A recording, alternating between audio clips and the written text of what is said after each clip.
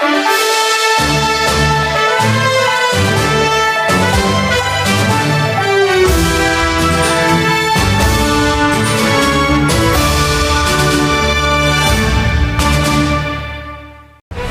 खाद बनाने व खाद की कालाबाजारी के विरुद्ध कड़ी कार्रवाई की मांग।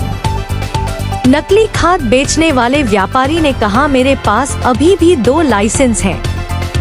मनावर अवैध रूप से नकली खाद बेचने और खाद की कालाबाजारी करने के विरुद्ध मनावर में एक व्यापारी के खिलाफ कार्रवाई के लिए किसानों ने प्रशासन से गुहार लगाई है।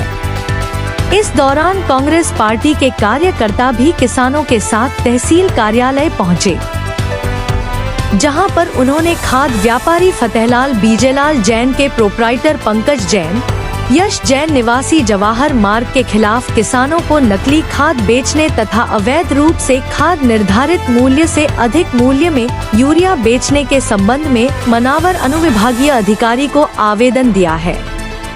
उक्त आवेदन में पंकज जैन और यश जैन के खिलाफ 2022 में भी राजस्व और कृषि अधिकारी की संयुक्त कार्रवाई में अवैध नकली डीएपी खाद बनाने और खाद पैकिंग की खाली बोरियां, आटा चक्की, बालू, रेत और नमक व उपकरण और सामान पकड़े गए थे, जिस पर पुलिस प्रशासन ने कृषि विभाग के साथ मिलकर कार्रवाई की थी।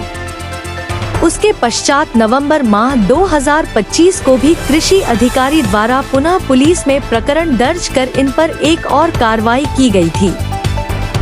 उसके उपरांत भी जबकि उक्त फर्म फतेहलाल बीजेलाल जैन, पंकज जैन और यश जैन को खेरची खाद बेचने का लाइसेंस निरस्त है, फिर भी किसानों को उनके द्वारा अधिक मूल्य में खाद बेची जा रही है।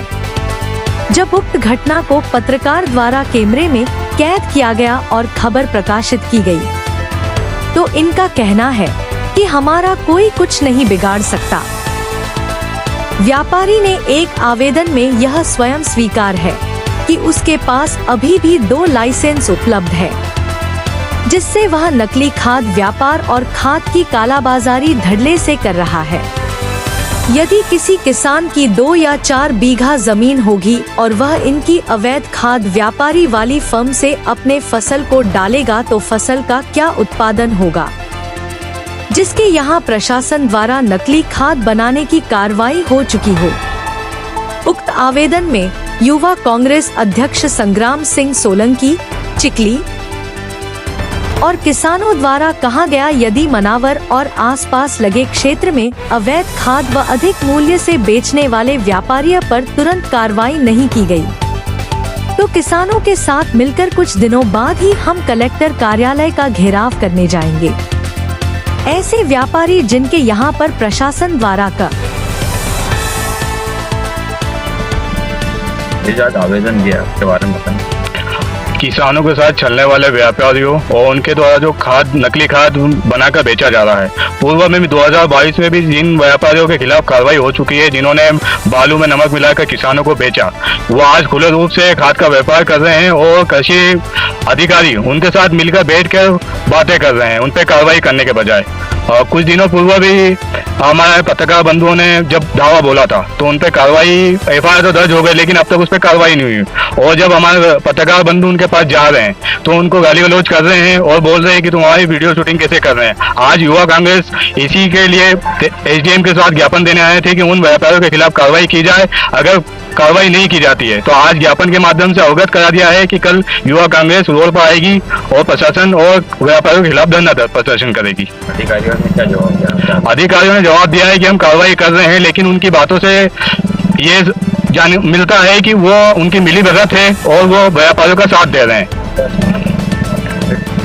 खाद ले दिया, क्या शिकायत है आपके ज्ञापन में? क्या था? हमारा यही है, ज्ञापन हमने दिया है कि हमारे साथ में जो किसान भाई हैं 267 रुपये में खाद बाजार मार्केट में जो बिक रहा है, जो दुकानों पर, तो जो अवैध खाद जो बिक रहा है वो 500-600 रुपये बोरी में हमारे ग्राम पंचायत के सिसाला के भी है और कुछ ग्राम के भी लोग हैं, और इन्होंने हमको बताया है कि ये भाव में बिक रही है। तो इस कारण से हम यहाँ पर आज ज्ञापन हमने दिया है और ये काला बाजारी बंद करें।